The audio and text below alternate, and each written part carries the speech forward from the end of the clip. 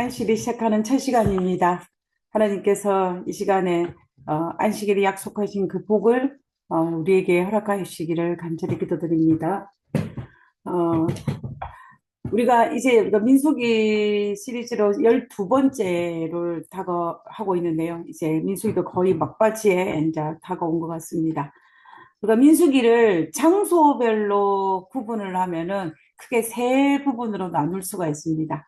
첫 번째는 어느 부분이라고 볼 수 있냐면은 이 시내산, 시내산을 중심으로 한 게 신광야. 우리 크게 말해서 이렇게 신광야라고 이야기합니다. 여기를 중심으로 우리 민수기가 여기 지금 파란색으로 화살표되어 있는 것이 민수기서에서 기록되어진 그 시기에 있는 여정의 길을 파란색으로 표시된 것입니다. 그래서 이게 신광야에서 1장부터 10장까지 가나안을 출발하기 위한 준비 과정을 이 부분에 다뤘습니다. 그 두 번째 민수기의 배경이 되는 장소는 바란광야입니다. 이 바란광야는 우리가 알다시피 이 가데스 바네아가 있는 장소이고 이곳에서 여러 가지 많은 반역들이 있었고 또 가나안 정탐을 하고 난 다음에 실패한 장소도 여기고 그리고 또 그들이 고라의 반역과 여러 가지 많은 사건들이 발생한 곳이 이곳이었습니다. 무려 이 기간이 거의 38년, 39년의 시간이 이곳에 있는 것을 볼 수가 있는 것입니다. 어, 그리고 또 이제 여기서 우리가 미리암과 아론이 죽게 되죠. 그리고 난 다음에 그들이 간 곳이 어디냐면 여기 모압 평지입니다. 모압 평지에서 다루고 있는 사건들이 이 민수기 21장 후반부부터 마지막 36장까지는 이 모압 평지에서 다루는 사건을 다루고 있습니다. 그래서 민수기에서는 크게 이 세 광야를 배경으로 하고 있다는 것을 우리가 알 수가 있습니다. 자, 그러면 우리가 이 모압 평지에서 했던 일을 간단하게 다시 정리를 한번 해보도록 하겠습니다. 첫 번째는 민수기 22장과 24절에 발람 사건이 등장합니다. 발람 사건. 물론 21장 후반부에 가면 이 모압 평지의 진을 치기 위해서 먼저 바산과 이 옥을 점령하는 사건이 등장을 합니다. 점령하고 난 다음에 모압 평지에 이제 텐트를 치고 그들이 진영을 살핍니다. 이 진영에서 언제까지냐면 요단강을 건너기 전까지 이곳에서 계속 진을 치고 있었습니다. 그곳에서 일어난 사건이 뭐냐면 첫 번째 일어난 사건은 발람 사건입니다. 우리가 너무나 잘 알고 있는 거. 그것에 연결되어지는 사건으로 25장의 고스비 사건이랍니다. 이 고스비 사건이 뭐냐면은 이 미디안 족속의 그 유혹에 넘어가서 이스라엘 백성들이 우상 숭배함을 말미암아 2만 4천 명이 연병으로 죽는 사건이 바로 이 사건입니다. 그 다음에 두 번째 일어난 큰 사건은 뭐냐면 이 민수기 26장에 등장하는 두 번째 인구조사입니다. 인구조사와 관련돼서 같이 발생한 것이 수로부와 딸들이 우리에게도 딸이지만 분깃을 달라는 그 이야기가 27장에 등장하는 것을 볼 수가 있습니다. 그리고 실제적으로 36장에 가서 그들에게 땅을 분배하는 사건이 등장합니다. 그다음에 이제 세 번째는 이것이 끝나고 나면 종교 규례를 다시 이야기합니다. 출애굽 2세대들에게 다시 한 번 더 종교 규례에 대한 것들을 다시 한번 설명하는 부분입니다. 그래서 이 부분은 제가 다루지 않고 넘어가도록 하겠습니다. 그다음에 네 번째는 뭐냐면 이 고수비 사건을 일으키게 한 결정적인 그 장본인이었던 이 미디안 족속을 격퇴하라는 그 명령을 받고 미디안 족을 격퇴하는 사건이 31장에 등장합니다. 그리고 난 다음에 요단강 동편의 땅 분배를 하는 것을 볼 수가 있습니다. 그래서 오늘은 민수기 32장에 등장하는 요단강 동편의 땅 분배 이야기를 중심으로 31장에 등장하는 미디안의 격퇴 사건까지 같이 한번 살펴보는 시간을 가지도록 하겠습니다. 자, 우리가 이스라엘 백성들에 있어서 땅을 분배하는 데는 크게 두 가지로 나눌 수가 있습니다. 하나는 요단강 동편의 땅을 분배하는 것이 하나 있고, 요단강을 중심으로 해가지고, 하나는 동편, 하나는 서편을 땅을 분배하는 사건으로 두 개로 나눌 수가 있습니다. 두 개 나눌 수가 있는데, 오늘은 요단강 동편에 있는 땅을 분배하는 것을 살펴보고, 그리고 다음번에는 이 13번째 민수기 시대 설교에서는 그동안 서편의 땅을 어떻게 분배하는지를 살펴보도록 하겠습니다. 자, 그러면은 이제 우리가 요단강 동편의 땅을 분배하는 것을 우리가 한번 살펴보도록 하겠습니다. 자, 요단강 동편의 땅을 분배할 배경이 되는 것은 뭐냐면 민수기 32장인데요.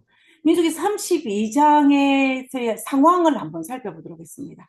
이 상황은 뭐냐면 이미 요단 동편에 있었던 바산과 아모리를 점령하고 난 다음입니다. 점령하고 난 다음입니다. 그 말은 무슨 말이냐면 요단강 동편에 있는 땅들은 이미 다 점령을 했다라는 것입니다. 점령하고 난 다음에 모압 평지에다가 그들이 진을 치고 있었습니다. 그러고 난 다음에 그들에게서 이제 땅 분배를 위해 또 요단강을 건너서 요단강 서편의 가나안 땅에 들어가서 뭐라 그럴까요? 이방인들을 쫓아내기 위한 그 전쟁을 치르기 위한 목적으로 두 번째 인구 수사를 다 마치고 난 다음입니다. 그리고 출애굽 2세대들을 위해서 이제 종교 규례에 대한 것을 다시 한번 설명하고 난 다음이 바로 이때입니다. 이때입니다. 이제 그때에 이 한 사건이 등장하는데요. 민수기 32장에 어떤 사건이 등장하는지를 한번 살펴보도록 하겠습니다. 민수기 32장 1절에서 5절에 있는 말씀을 한번 살펴보도록 하겠습니다. 루벤 자손과 갓 자손은 심히 많은 가축대를 가졌더라. 그들이 야셀 땅과 길라 땅을 본즉 눈으로 보니까 그곳은 목축할 만한 장소인지라 갓 자손과 루벤 자손이 와서 모세와 제사장 엘르아살과 회중 지휘관들에게 말하여 이르되 이다불과 디본과 야셀과 디모라와 헤스본과 엘르알레와 스반과 느보와 부온과 5절입니다. 곧 여호와께서 이스라엘 회중 앞에서 쳐서 멸하신 땅. 그러니까 이 땅은 어떤 땅이냐면 바산 땅과 아모리 땅인 거예요. 이미 차지한 땅입니다. 앞에 여기에 등장하는 이 지명, 3절에 등장하는 이 지명 이름은 그 바산과 아모리 땅의 이 지명 이름들입니다. 그 멸하신 땅은 우리가 눈으로 보니까 목축할 만한 장소요. 당신의 종들 루벤과 갓 자손에게는 가축이 있나이다. 또 이르되 우리가 만일 당신에게 은혜를 입었으면 이 땅을 요단강 동편의 땅을 당신의 종들에게 그들의 소유로 주시고 우리에게 요단강을 건너지 않게 하소서라고 이야기하는 사건이 발생을 한 것입니다. 자, 우리가 민수기 32장에 등장하는 이 땅 분배를, 요단강 동편의 땅 분배를 요청하는, 그대의 보면은 모습을 볼 수가 있는데요. 자, 그러면 우리가 먼저 이 사건에 앞서서 요단강 동편의 모압 평지에 지치고 있는 이스라엘 백성들에게 출애굽 2세대들의 사명이 무엇입니까? 그들은 어떤 사명을 받았습니까? 그리고 그들은 어떤 사명을 완수해야 합니까?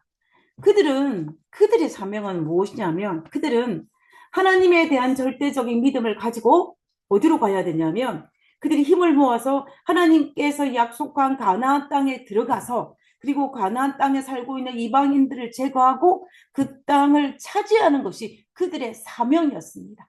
그것을 위해서 모세가 끊임없이 반복해서 말을 하고 했던 것입니다. 그래서 그들은 그 소명을 알고 있었습니다. 그런데 지금 르우벤과 갓 자손이 뭐라고 이야기하냐면 이스라엘의 그 장로들과 모세와 엘라살에게 뭘 요구하냐면 요단강 동편의 땅, 이미 내가 차지한 야셀 땅과 길라 땅을 달라고 요청하는 것입니다. 요청한 것입니다. 그리고 그 요청할 뿐만 아니라 그 땅을 우리에게 주어서 우리가 요단강을 건너지 않게 해달라고 이야기하는 것을 볼 수가 있는 것입니다. 지금 이것을 요청할 때의 상황은 아직 가나안 땅에 들어가지도 않은 상황입니다. 그리고 또 가나안 땅을 차지하지도 않은 상황이고 이방인을 제거하지도 않았고 그리고 이스라엘 백성들에게 땅을 분배하지도 않은 상황이었습니다. 하나님이 약속만 있는 상황이에요. 요단 동편에서 진치고 있으면서 가나안 땅에 들어가서 어떻게 할 것이라는 하나님의 약속만 받은 상태에서 이 두 지파는 요단강 동편에 있는 이미 차지한 그 땅을 달라고 요구하는 그들의 모습을 볼 수가 있는 것입니다. 그래서 저는 오늘 그들의 모습에서 루벤과 갓과 아주 등장하는 므낫세 반지파의 모습 속에서 우리 세 가지의 모습을 나눠서 한번 살펴보기로 합니다. 첫 번째는 그들의 이기적인 모습입니다. 그 다음에 두 번째는 그럼에도 불구하고 그들의 공동체의 사명을 감당하는 모습입니다. 그리고 세 번째는 그들의 어리석은 모습을 이 세 부분을 나누어서 이 요단강 동편의 땅을 분배하는 과정을 한번 살펴보기를 원합니다. 먼저 그들의 이기적인 모습은요, 이제 모습은 뭐냐면 이 요단강 동편의 땅을 달라는 이유가 있었습니다. 그 이유는 뭐냐면 자기는 실이 많은 가축대가 있는데 그 가축대가 있는데 가만히 보니까 야셀 땅과 길르앗 땅을 보니 그곳은 목축하기에 적합한 땅이라고 판단했기 때문입니다. 평지가 넓고 풀이 많아서 목축할 만한 아주 적합한 장소라고 생각했기 때문에 그들은 이기적인 목적으로 이 요단강 동편의 땅을 분배해 달라고 요청합니다. 자, 그럼 여기에서 우리가 루벤 자손과 갓 자손이 가졌던 이 힘이 많은 가축대가 도대체 어디서 나왔는지, 어떻게 해서 이들이 이렇게 많은 가축대를 가지게 되었는지를 우리가 한번 살펴보기를 원합니다. 우리는 이것을 알기 위해서는 민수기 32장, 이 사건 바로 앞장에 등장하는 민수기 31장의 미디안과의 전쟁을 살펴보지 않을 수가 없습니다.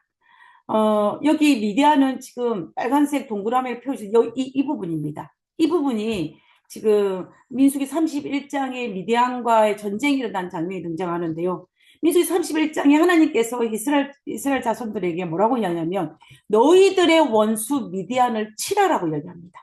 그러면서 너희들의 원수를 갚으라라고 이야기하는 것입니다. 우리가 왜냐하면 우리가 앞에 살펴본 것처럼 민수기 25장에서 발람의 교훈을 따라서 이스라엘 남자들을 행음하고 우상 숭배자로 만들게 하게 함으로 말미암아 이스라엘의 연병 2만 4천 명이 죽게 된 바로 그 고스비 사건을 일으킨 주동자는 모압이 아니라 누구였냐면은 바로 미디안이었습니다. 미디안으로 말미암아 이 사건이 일어났기 때문에 하나님께서 가나안 땅에 들어가기 바로 직전에 이스라엘 백성들에게 너희 원수 미디안에게 원수를 갚으라라고 이야기하는 것입니다. 그래서 하나님께서 이 31장에 보면 미디안과 치라는 사건이 등장해서 그 명령을 받고 이제 전쟁을 일으키게 되는데요. 그 전쟁의 결과로 미디안이 얼마나 많은 피해를 보는지를 한번 살펴보겠습니다. 그들이 여호와께서 모세에게 명하신 대로 미디안을 쳐서 남자를 다 죽였고 그 죽인 자 외에 미디안의 5도 왕을 죽였으니 미디안의 왕들은 에위와 레렌과 수로와 후로와 레바와 또 부올의 아들 발렘, 우리가 발람의 교훈을 쫓았는 그 발렘도 여기에서 등장하는 것입니다. 그래서 남들도 다 죽고 5도 왕도 죽고 발람도 죽였던 것입니다. 그래서 미디안의 피해는 많습니다. 그와 반면에 이스라엘은 얼마나 피해를 받는지 한번 살펴보겠습니다. 민수 31장 49절에 보면 모세에게 말하되 당신의 종들이 이끈 군의를 계수한 즉 우리 중 한 사람도 충나지 아니하였기로라고 했습니다.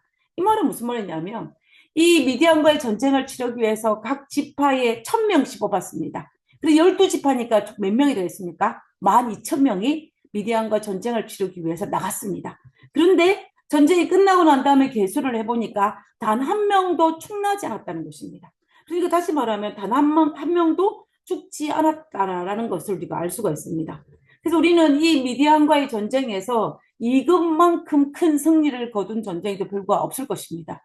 물론 여리고의 전쟁에서도 이스라엘 백성들이 충나한 경우는 충나지 않았지만 말입니다. 그래서 이제 어찌됐든 이스라엘은 대성이었고 미디안에는 굉장히 큰 대표였습니다. 이 전쟁에서 이스라엘 백성들이 전쟁을 마치고 집으로 돌아왔을 때 그들이 얼마나 많은 전리품을 챙기는지 그 전리품을 한번 보겠습니다. 그 탈취물, 곧 군인들의 탈취물 외에 군인들이 탈취한 그 탈취물 외에 얼마나 많냐면 양이 67만 5천 마리요. 제가 표를 만들었습니다. 양이 67만 5천 마리고 소가 7만 2천 마리고 나귀가 6만 1천 마리고 또 사람은 여자를 잡았는데 남자와 동침하지 아니하여서 사내를 알지만 여자가 몇 명이냐면 3만 2천 명을 잡아온 것입니다. 이렇게 많은 전리품을 잡아온 거예요. 그러니까 여기에 보면은 엄청나게 많은 가축대가 여기에 등장하는 것을 우리가 볼 수가 있습니다. 그래서 아마도 이 르우벤과 갓은 이 미디안과의 전쟁에서 전리품 중에서 이렇게 많은 양들인데 그들이 이때 받은 이 가축들이 포함됐을 것이라고 우리는 충분히 예측할 수가 있습니다. 그리고 그뿐만 아니라 이들에게서 이 가축은 여기만 등장하지 않습니다. 제일 처음에 모압 평지에 왔을 때 바산과 옥을 점령했을 때도 전리품이 있었을 것입니다. 성경 기록되어 있지 않지만. 그리고 이스라엘 백성들이 출애굽할 때 출애굽기 12장 38절에 보면은 뭐라고 이야기를 하냐면은 그 출애굽기 12장 38절에 수많은 잡족과 양과 소와 심히 많은 가축들이 그들과 함께 나왔다라고 했습니다. 그러니까 결과적으로 보면은 그들에게는 이미 많은 가축들이 있었다라는 것을 알 수가 있습니다. 물론 결정적인 것은 미디어의 전쟁에서 아마 결정적 역할을 했을 것이라고 우리는 미루어 짐작할 수가 있습니다. 그러나 우리 여기서 한 가지 생각할 거는 뭐냐면 르우벤과 가짜손만 가축 있지는 않았다라는 것입니다. 다른 지파도 동일하게 이 가축들이 있었다라는 것입니다. 그런데 어떻게 르우벤과 간만이 가축이 있던 것처럼 하면서 우리가 그 땅을 달라고 말한다는 것은 이기적인 것입니다. 물론 성경에서 보면은 르우벤과 가축순이 심히 가축이 많았다라고 하지만 다른 지파들도 마찬가지로 가축이 많았으면 우리는 충분히 미루어 짐작할 수가 있는 것입니다. 그래서 이제 그런 상황 속에서 그들이 이러한 동편을 요구한다는 것은 이기적인 그들의 목숨인 것을 우리가 볼 수가 있습니다. 그러면 이제 이스라엘 백성들이 요단강 동편에 있는 이 땅을 왜 달라고 요구를 했을까요? 도대체 동안 동편의 땅이 어떤 땅이었기에 이 로벤과 갓자손이 혹하여서 그 땅을 달라고 요청을 했을까요? 우리는 요단강 동편의 땅이 과연 어떤 땅인지를 한번 알아볼 필요가 있습니다. 첫 번째 알아보기로 원하는 땅은 이 바산 땅입니다. 바산은 우리가 시편 22편 12절에 보면 이 바산 땅이 어떤 땅인지 유추할 수 있는 성경절이 나옵니다. 많은 황소가 나를 에워싸며 바산의 힘센 소들이 나를 둘러싸매라고 했습니다. 그래서 바산은 뭐가 많다는 거예요? 힘센 소들이 많다는 것입니다. 그래서 바산은 실제적으로 힘 좋은 소로 유명한 목축 지역으로 알려져 있는 것입니다. 그러니까 한마디로 말하면 이 바산이라는 것은 목축을 하기에 가장 적합한 땅이라는 것입니다. 그 다음에 길르앗입니다. 길르앗은 어떤 땅이냐면 이 예레미야 8장 22절에 보면 길르앗에는 유황이 있지 아니하냐라고 했습니다. 유황. 그래서 이 유황이라는 것은 뭐냐면은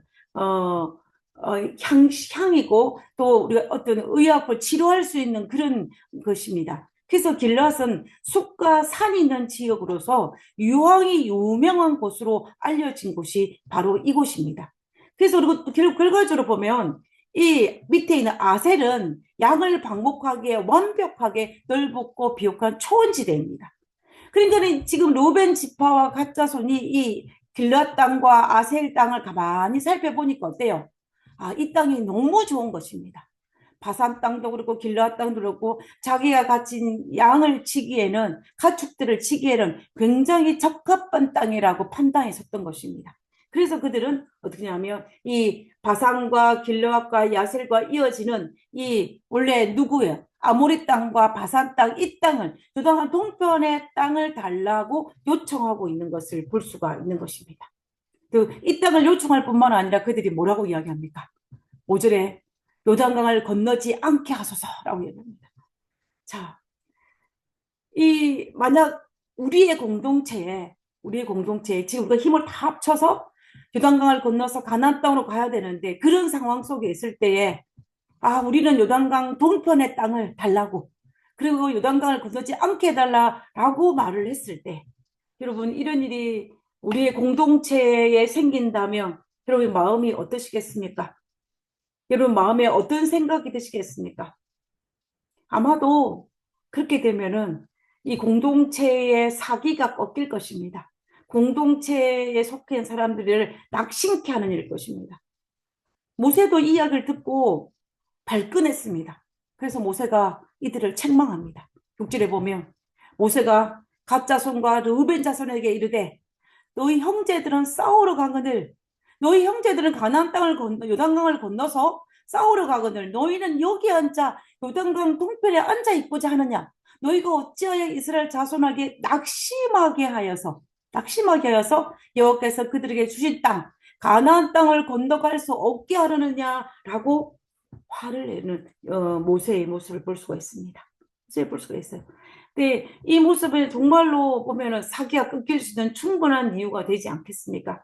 그런데 우리가 민수기 32장 이 7절 그 이후에 보면 모세가 진짜로 화가 난 이유가 있습니다.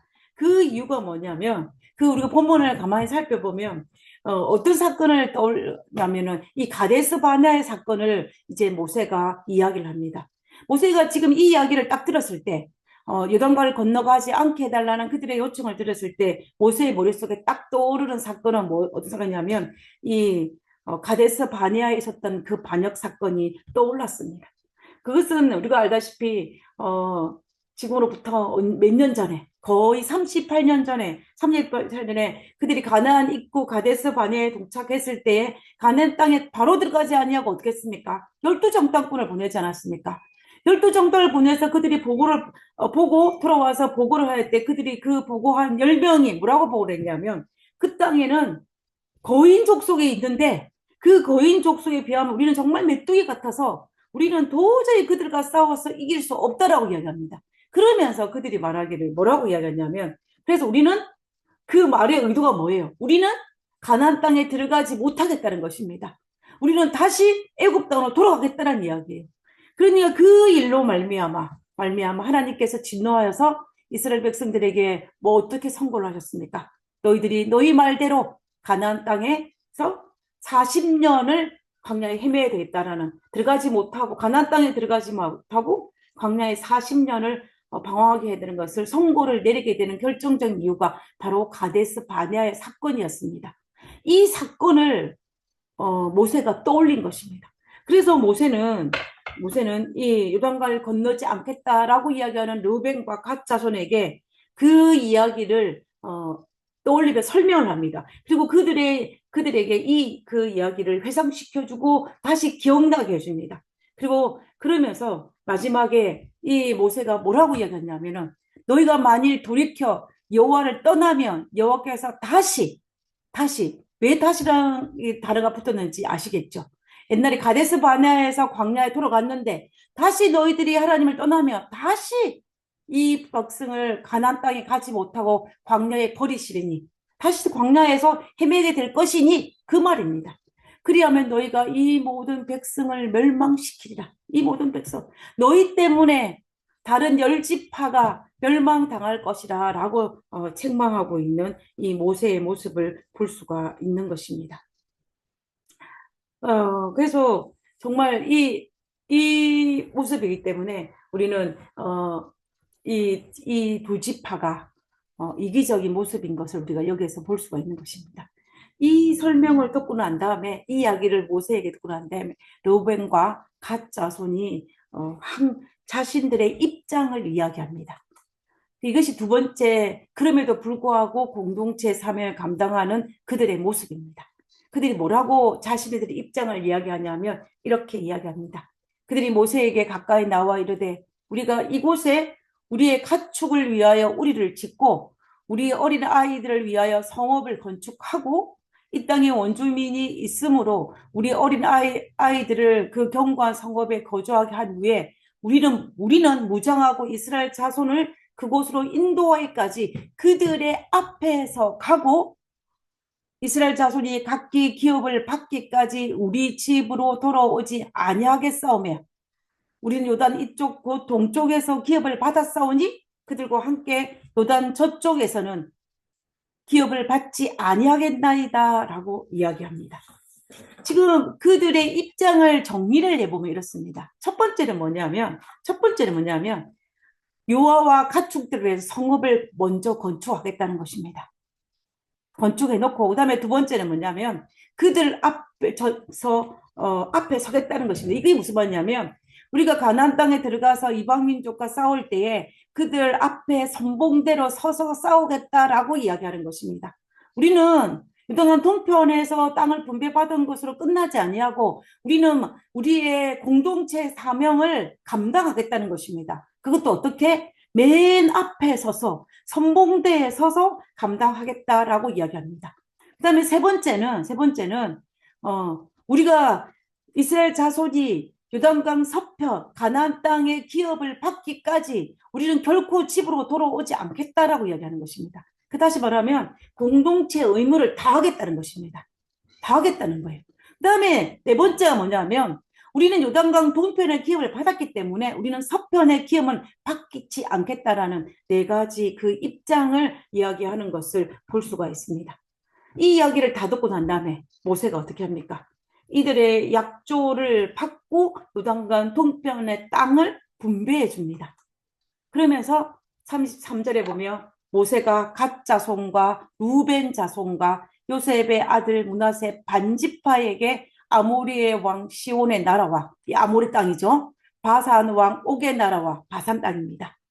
어떤 경우에는 야셀 땅, 그다음에 길르앗이라고 표현됐고 어떤 때는 아모리 왕 바산을 했더만 다 똑같은 지명입니다. 그죠? 똑같은 지명이에요. 그 땅을 주되 그 땅과 그 경내의 성읍들과 그 성읍들 사방 땅을 그들에게 이 두 지파 반에게 주매하면서 이 연간 동쪽 지파에게 땅을 분배하는 모세의 모습을 볼 수가 있습니다. 근데 우리가 이 민수기 32, 33절에서 새롭게 등장하는 그 지파가 므낫세 반지파입니다. 우리 민수기 32장 1절과 그 앞 선반부에는 루벤 자손과 요셉 그 갓 자손만 등장했습니다. 그런데 33절에서 므낫세 반지파가 등장하는 것을 볼 수가 있습니다. 그래서 그럼 이것은 왜 그랬을까를 우리가 유추를 할 수 있는 것은 뭐냐면 처음에는 이 갓 자손과 루벤 자손이 그동안 통폐할 땅을 요구했다가 나중에 후반부에 들어서 중간에 므낫세 반지파가 합류하였을 것이라고 우리는 짐작할 수가 있다는 것입니다. 자, 그러면 이제 그들의 약조가 어떻게 되었는지를 우리가 한번 살펴보겠습니다. 그들이 그 약조를 했는데, 자, 모세가 이 신명기에서 설교를 할 때 명령을 합니다. 선봉이 되어 건너가라. 누구에게? 지금 민수기 3장에는 너한 동편에 자리 잡은 지파들에 대한 이야기를 하면서 너희 형제 이스라엘 자손의 선봉에 되어서 요단강을 건너가라라고 이야기합니다. 그런데 실제로 그 명령을 따라서 이 여호수아 4장에 보면은 설정에 보면 르벤 자손과 갓 자손과 므낫세 반지파는 모세가 그들에게 이런 것 같이 명령한 것 같이 무장을 하고 이스라엘 자손보다 앞서 건너갔다라고 되어 있습니다. 그리고 이 이스라엘 백성들이 그 가나안 땅에 들어가서 이스라엘 가나안 땅에 살고 있는 이방들을 내쫓는 전쟁을 치를 때에도 그들이 앞서 행하였다는 표현이 여러 곳에 등장하는 것을 볼 수가 있습니다. 그러므로 그들은 그 약속을 지켰고 그 공동체의 사명을 감당했다라는 것을 우리가 알 수가 있다라는 것입니다. 자, 그런데 그러면 이제 루벤 자손과 갓 자손의 세 번째 모습입니다. 그들의 어리석은 모습을 한번 살펴보기로 하는데요. 그들이 공동체 사명을 감당했지만 그들의 선택은 옳았을까라는 문제입니다. 그들이 요단강 동편의 땅을 달라고 했는데 그 선택이 옳았을까라는 그 질문입니다. 여러분은 어떻게 생각하십니까? 요단강 동편의 땅을 분배받기를 요청한 선택이 옳았다라고 생각을 하십니까? 우리가 그것에 대해서 한 번 정도는 생각해 볼 필요가 있는 것입니다. 현실적인 측면에서 볼 때는, 그것은 좋은 선택일지 모르겠습니다. 제가 앞에 설명한 것처럼 요단강 동편에는 땅도 좋고 목초가 적합하고 그들에게는 가축도 많기 때문에 이 눈에 보이는 어떤 그 현실적인 측면에서 볼 때는 합리적인 판단이라고 볼 수 있을지 모르겠습니다. 그러나 어떤 영적인 측면에서 좀 더 넓게 좀 더 폭넓은 측면에서 본다면 그들의 선택이 과연 옳았을까라는 문제입니다. 우리가 한 가지 생각해 볼 것은 뭐냐면 첫 번째는 뭐냐면 그들이 분배받은 요단강 동편의 땅이 약속의 땅이 아니라는 사실이에요. 그 말은 무슨 말이냐면 너희들이 약속한 가나안 땅이 아니라는 것입니다. 어디가? 요단강 동편이. 우리가 민수기 34장에 보면은 하나님께서 약속한 가나안 땅의 경계가 어디부터 어디까지인지를 설명하는 부분이 있습니다. 북쪽은 어디까지이고 북쪽은 이 유브라데스 강 아래쪽이고 동쪽은 서쪽은 지중해고 그다음에 또 남쪽은 이집트 국경선이라고 이야기하면서 동쪽은 어디인지를 설명하는 부분이 있습니다. 그 부분을 우리가 한번 살펴보도록 하겠습니다. 너희의 동쪽 경계는 하나님 약속한 땅의 그 경계가 동쪽 경계입니다. 경계는 하살 에난에서 그 스밤에 이르고 그 경계가 또 스밤에서 리블라로 내려가고 아인 동쪽에 이르니 그 내려가서 기네레서의 동쪽 해변에 이르고 그 경계가 곧 요단으로 내려가서 여매에 이르나니 너희 땅의 사방 경계가 이러하니라. 우리가 알지 못하는 지명들이 쭉쭉쭉 나옵니다. 지금 이 지명들은 오늘날 그 지명이 어디인지 알 수도 없는 곳도 많이 있습니다. 그러나 우리가 이 지명에서 우리가 알 수 있는 지명이 최소한 세 가지는 있어요. 그 세 가지 첫 번째는 기네렛입니다. 기네렛은 갈릴리 바다예요. 갈릴리 바다. 갈릴리 바다를 이 기네렛이라는 또 다른 이름으로 씁니다. 그러니까는 갈릴리 바다라는 것을 볼 수가 있어요. 그 다음에 요단은 내려가서 요단은 어디냐면 요단강입니다. 요단강. 갈릴리 바다에서 앞밑으로 쭉 내려오는 그 요단강을 말하는 것입니다. 그리고 또 다른 하나는 뭐냐면 여매입니다. 여매. 여매는 사해가 되는 것입니다. 그래서 결과적으로 살펴보면은 이 요단강 그 동편의 땅은 가나안 땅의 동쪽 경계는 어떻게 되냐면 이렇게 되는 것입니다. 제가 빨간색 쭉 그었습니다. 이 부분이 가나안 땅의 동쪽 경계가 되는 것입니다. 그러면은 어떻게 됩니까? 요단강 동편의 땅은 하나님께 약속하신 가나안 땅이 아니라는 것입니다. 약속의 땅이 아니라 그들의 눈에 보기에 좋아서 그들 스스로 요구한 땅인 것입니다. 하나님께서 이 땅을 주시라고 한 땅이 아니고 그들이 요구한 땅이 바로 그 땅이라는 것을 우리가 알 수가 있다라는 것입니다. 자, 그 다음에 이제 그다음에 또 두 번째입니다. 두 번째는 뭐냐면 그들이 요구한 그 요단강 동편의 땅이 얼마나 이 정치적으로 그 외부 세력으로부터 위협적인 땅인지를 우리가 알 수 있는 지형도가 있습니다. 이방 세력과 맞닿는 최전방입니다. 최전방인 것을 볼 수가 있는데요. 그러니까 여기서 보면은 이 그들의 부유바다 옆에 북쪽에는 아람 군대가 있고 동쪽에는 암몬이 있고 남쪽에는 모압이 있습니다.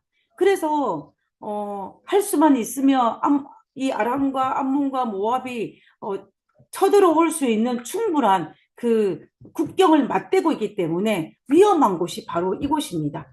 그래서 여기에 이곳에 팔다는 것을 우리가 보면 두 가지의 의미를 가지고 있을 수 있습니다. 첫 번째는 뭐냐면 이 이방 문화와 접경을 하고 있기 때문에 이방의 우상 문화에 가장 먼저 노출되어서 동화될 수 있는 위험에 처해진 위치가 바로 이 요단강 동편이라는 것입니다. 그래서 정말 정신을 바짝 차리지 아니하면 이방 문화에 물들 수 있는 그런 상황인 거예요. 왜냐하면 가까이 있기 때문에. 그 다음에 두 번째는 아까 앞에 설명한 것처럼 지리적으로 완충지대였기 때문에 외부의 공격을 받을 수 있기 때문에 아주 위험한 지역이라는 것을 볼 수가 있습니다. 그래서 결코 이 측면에서 볼 때는 위험 부담이 가지고 있는 부분이라는 것을 볼 수가 있는 거예요.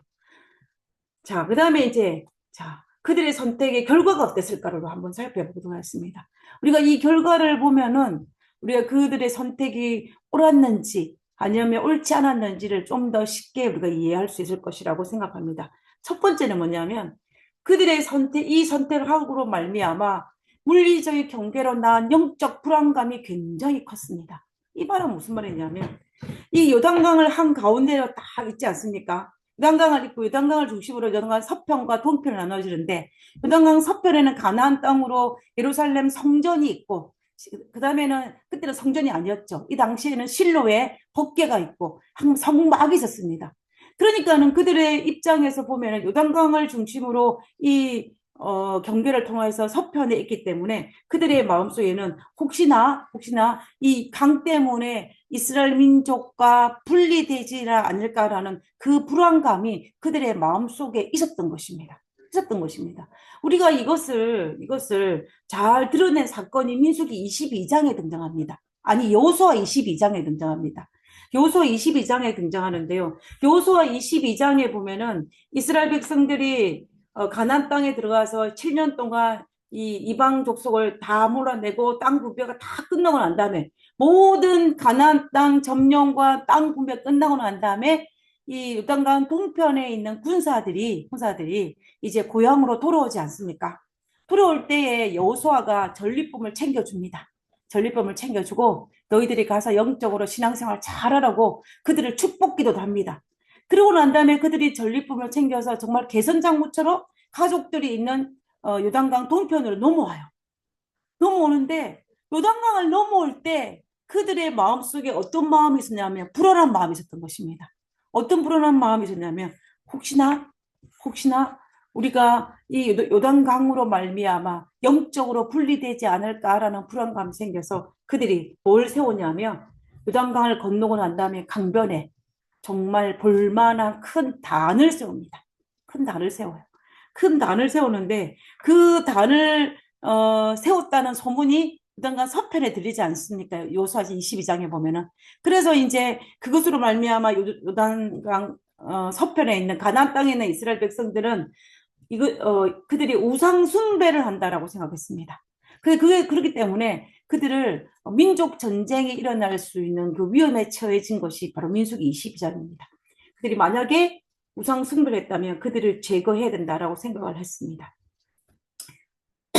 그런데 그들이 이 제단을 세운 이유가 있습니다. 그 이유를 이 민수기 22장 이 3절에 설명을 합니다.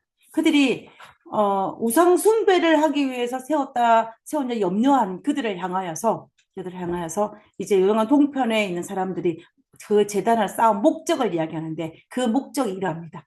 우리가 제단을 쌓은 것이 돌이켜 여호와를 따르지 아니하라 함이거나 또는 그 위에 번제나 소제를 드려 함이거나 또한 화목제를 드려 함이면 여호와께서 친히 벌하소서라고 얘기합니다. 이 말은 무슨 말이에요? 내가 여호와를 따르지 않기 위해서 이 제단을 쌓은 것도 아니고 번제를 드리기 위해 쌓은 것도 아니고 화목제를 드리기 위해 쌓은 것도 아닙니다. 나는 절대로 그 목적으로 이 제단을 쌓은 것이 아닙니다. 만약에 내가 그 목적으로 제단을 쌓았다면 여호와께서 내게 벌을 내려도 나는 달갑게 받겠습니다. 그 의도입니다. 그래서 지금 민수기 22장 23절에 그들의 말을 비추어 보면은 제단을 쌓은 목적은 그런 의도가 아니라고 이야기합니다. 그리고 23절 그 이후에 그들이 제단을 쌓은 이유를 이렇게 설명을 합니다. 이 기념비는 이거는 제사를 지내기 위한 제단이 아니고 기념비로서 요단강에 의해서 요단 동편과 서편으로 나누어져 있는데 우리 모두가 다 같은 이스라엘 민족이고 같은 신앙을 가졌음을 증명하기 위해서 세운 기념비라고 설명을 합니다. 그리고 우리가 염려하는 것은 혹시나 우리 후손들에 가서 요단강 서편의 후손들이 이스라엘의 동편 보고 이스라엘 일부가 아니라고 정하고 또 이 혹시나 동편의 후손들이 신앙을 잃어버릴까 염려하여서 이 기념비가 여호와께서 우리 하나님이 대심이 되는 증거로 삼기 위해서 내가 이 제단을 쌓았다라고 이야기하는 것입니다. 그래서 결과적으로 보면 그들이 제단을 쌓은 것은 뭐냐면 불안감 때문이에요. 혹시나 우리의 자손들이 신앙을 잃어버릴까 봐서. 그리고 요단강 서편 가나안 땅에 있는 백성들이 우리를 같은 이스라엘 민족에 제해실까 봐서 불안해서 이 제단을 쌓았다라고 여기하는 것입니다. 그래서 이것은 제단을 쌓기 위한 제사를 드리기 위한 목적이 아니라 하나의 기념비라고 이야기하는 것입니다. 그래서 이 결과적으로는 그들이 불안감에 의한 발로였다라는 것을 우리가 볼 수가 있다라는 것입니다. 그래서 이 요단강이란 거대한 물리적 경계가 훗날 이스라엘 자손들에게 신앙과 민족 끊어질까 두려워하는 그 염려로 말미암아 세운 것이라고 볼 수가 있다는 것입니다. 자, 그럼 그런 불안감을 가지고 있었어요. 그다음에 그 선택의 결과 두 번째는 그들에게 어떠냐면은 제일 먼저 망합니다. 이스라엘 12지파 중에서 제일 먼저 망한 지파가 바로 요단강 동편에 있는 지파입니다. 우리가 그것을 어디서 알 수 있냐면 역대상 5장 26절입니다. 그러므로 이스라엘 하나님이 아수르 왕 불의 마음을 일으켰사.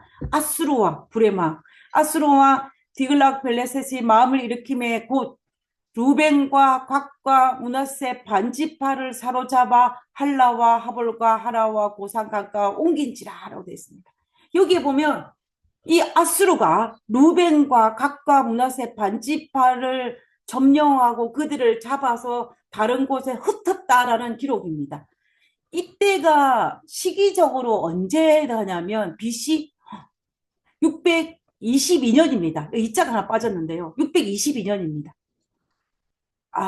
이 잘못된 것은 622년이 아니고 822년입니다. 822년. 여러분, 북방 이스라엘이 몇 년에 멸망하신지 아십니까? 북방 이스라엘이. 북방 이스라엘은 BC 722년에 망했습니다. 북방 이스라엘이 멸망한 것보다 100년 앞에, 100년 앞서서 BC 822년에 망한 것을 볼 수가 있습니다. 그래서 지금 그래서 우리는 이 므낫세 이 루벤과 갓과 므낫세 반지파, 특별히 요단강 동편의 땅을 분배받은 이 사람들은 다른 지파보다 무려 100년이나 앞에 아시리아에서 멸망했다라는 것을 우리는 알 수가 있는 것입니다. 그래서 이거는 결과 우리가 볼 때에 요단강 동편의 땅을 선택한 결과라고 볼 수가 있는 것입니다. 그래서 우리가 이런 것들을 볼 때 과연 어느 땅을 선택하는 것이 가장 현명할까요? 그들이 선택이 옳았을까요? 요단강 동편의 땅을 분배받기를 요청한 그들의 선택이 옳았는지 안 옳았는지는 우리가 한 번 정도는 생각해 볼 필요가 있는 부분입니다. 우리가 세상을 살아갈 때도 신앙생활을 하고 또 우리가 어떤 것을 선택할 때 인생의 방향을 잡을 때 우리는 어떤 선택의 기로에 있을 때 우리는 우리 스스로에게 질문을 할 수가 있습니다. 이 길이 나에게 유리한가? 아니면 이 길이 하나님 보시기에 정말로 좋은 길인가? 하나님이 원하시는 길일까? 우리는 이것을 두고 우리는 하나님 앞에 기도하면서 우리는 선택을 하게 됩니다. 우리는 이 선택을 할 때에 정말로 눈에 보이는 좋은 것을 선택해야 할 것인지 아니면 하나님의 약속에 근거한 것을 선택해야 할 것인지를 우리는 깊이 생각해 볼 필요가 있다는 것입니다. 그래서 우리는 어떤 선택 앞에서 우리 하나님께 우리 눈에 보이는 그 선택이 아니라 하나님께서 준비하신 그 길을 열어달라고 우리가 기도하면서 우리에게 주어진 그 삶을 살아야 할 것입니다. 우리는 하나님께서 허락하신 이 두 선택의 길 앞에 하나님 나에게 하나님 뜻을 보여주시고 하나님의 약속을 보여주시고 하나님께서 바라시고 원하신 그 길을 선택할 수 있게 해달라고 기도하는 것이 우리의 기도의 자세가 아닐까라는 생각을 하게 됩니다. 우리는 오늘 이제 민수기 32장과 31장에 나타난 요단강 동편의 땅을 분배하게 된 사건들을 살펴보았습니다. 우리가 살펴보았습니다. 다음 주는 이제 요단강 서편에 있는 땅을 분배하는 부분을 살펴보도록 하겠습니다.